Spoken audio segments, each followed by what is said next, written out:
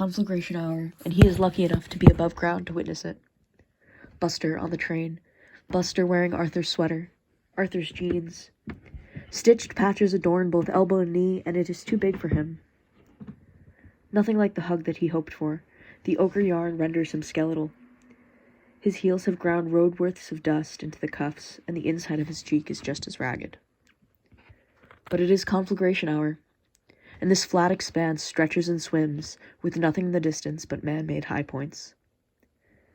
Suddenly, Buster is dazzled. His eyes, barely accustomed to daylight, are now seared by its exponent. There is a house on the other side of the inlet, and it is on fire.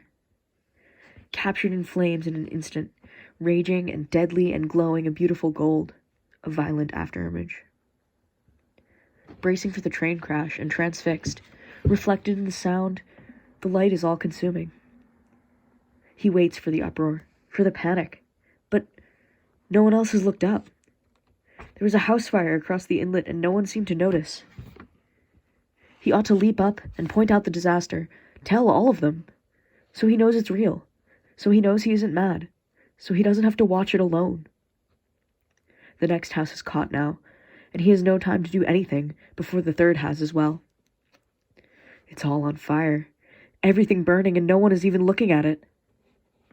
But then, slight shift in angle, simple sluicing of time.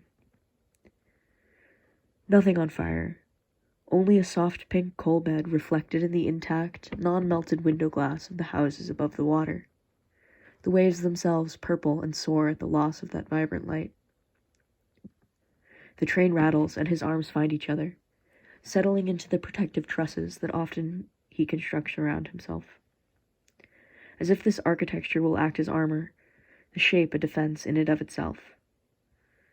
It is a solid framework that can withstand an inferno.